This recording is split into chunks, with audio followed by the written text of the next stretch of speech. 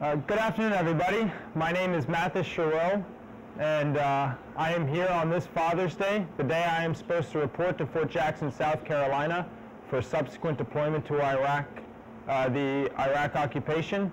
And first of all, I'd like to thank my father for being here on Father's Day. Thank you for coming up from Alabama, Dad. I want to thank my fellow members of Iraq Veterans Against the War for standing in solidarity with me today and my decision not to deploy to Iraq. And I have a short statement I would like to read. Good afternoon. We gathered here this Father's Day on a very somber note. The American occupation of Iraq, an illegal, immoral war which is ripping this nation apart, as well causing immeasurable harm to the Iraqi people and the people of the world alike. We gather in remembrance of the sacrifice of many whose fathers weep on this joyous day, for they know their own flesh and blood has been torn and siphoned from them for what we collectively hope will be this last blunder of American military might. We gather here in hope that our fathers will forgive us for the wrongs we perpetrated on our bodies, hearts, and minds alike in this cruel decade of disaster, which stems from the very city in which we stand. This Father's Day, we gather here to calm the vicious and the vengeful alike. The first time I came to Washington, D.C. was less than 1 month before I shipped out to basic training. I was so moved by this country and its history that it reinvigorated my belief in the righteousness of what I was doing. Joining the Army in search of not only personal progress, but to participate in efforts to bring justice to the individuals responsible for 9/11. I remember standing at the base of the Washington Monument and watching the fireworks explode in the sky that 4th of July, and wondering how it was that we could have come under attack on American soil, and believing firmly that I would be participating in dealing justice for September 11th. I remember standing before the Lincoln Memorial and feeling the presence of not just the former president and emancipator, but of Martin Luther King and his dream for a brighter and more united future for the children of this nation. That young me could not have known where he'd be standing almost 6 years later and what he would be saying this Father's Day.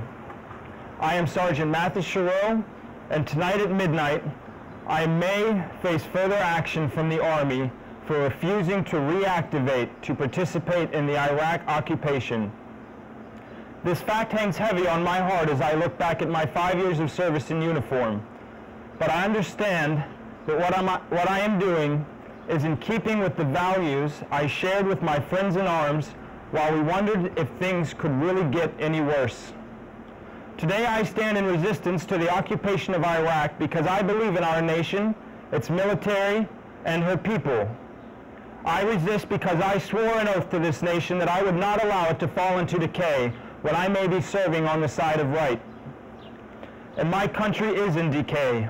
And in these times of crisis, as Thomas Paine once said, the summer soldier and sunshine patriot will flee from service to our nation.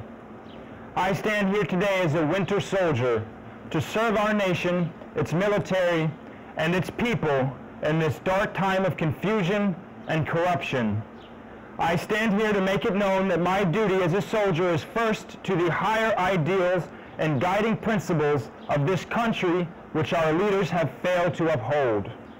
I stand here today in defense of the U.S. Constitution, which has known no greater enemy, foreign or domestic, than those highest in this land who are sworn to be governed by its word.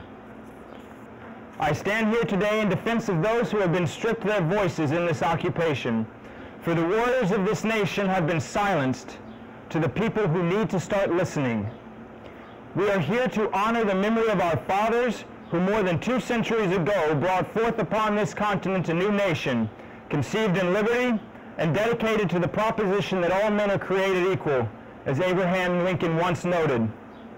We are here to honor the struggle of our fathers and their fathers before them to build this nation and bring it together through slavery and poverty to sexism and racism, through materialism and imperialism. They built this nation and struggled to keep it alive as we've blundered and learned and blundered again. We owe it to our fathers to stand for this nation now, when a dark cloud has descended upon it in the form of an administration who is stealing the lives of us all to wage an illegal war, conceived in lies and birthed of manipulation. As a soldier, I was told it was not my place to question the orders of those appointed above me. I had that lie trained into me from my first day of basic training to my last day of active duty. But I have learned the truth that the occupation of Iraq is inherently illegal, and that it is my duty as a soldier to refuse illegal orders to reactivate and deploy in support of it. I have learned that in these times of crisis, one must look deep into their own values to know the path they must walk. I have learned that feeling and thinking and speaking and acting and keeping with courage and honesty and preservation of a righteous cause is blessed and may give a person strength to utter truths that may calm the vicious and the vengeful alike. I believe that this nation and its military may come to know the same truth, that the rule of law has been forsaken and we must return to it or be doomed to continued disaster. I believe in the goodness of the American people, and I believe that justice is not dead. Because we as a people believe that it is our responsibility to resist the injustices done by our government in our names. We know this truth to be self-evident, that our nation can unite to oppose an illegal occupation which is killing and scarring and shattering the lives of our youth and the Iraqi people. On this Father's Day, know, America, that your children need you. We need you to care for us and to care for our country, which we will inherit when you are finished with her.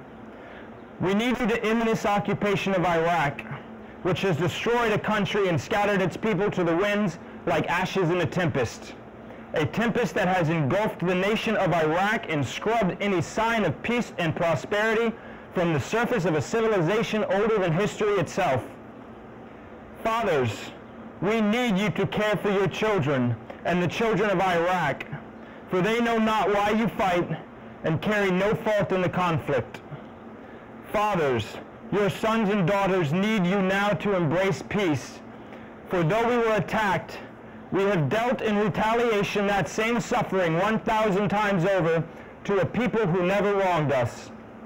This nation will know little healing until first we stem off the flow of blood and human life, for justice and healing will never be done by a blade or a bullet or a bomb or a torture cell. By continuing to participate in the unjust occupation of Iraq, we as service members are contributing to that flow of human life, and we cannot now, nor could we ever, call the Iraqi people an enemy in the fight against the use of terror. But terror is all we now know. We are terrified by the prospect that we have been lied to. We are terrified by the idea that we have killed for nothing. We are terrified to break the silence. We are terrified to do what we know is right. But never again will I allow terror to silence me, nor will I allow it to govern my actions. I refuse terror as a tactic for uniting a people around an unjust cause. I refuse to allow terror to motivate me to do violence on my fellow man, especially those who never wronged me in the first place. I refuse to be terrified to stand in defense of my Constitution, and I refuse to be terrified of doing so in the face of great adversity. As a resistor to the Iraq occupation, I refuse to be terrified by what may come, for I know those who stand against me are in terror of the truth. But I will speak my truth, and I will stand by it firmly, and forever will my soul know peace. Thank you. Happy Father's Day. Good luck.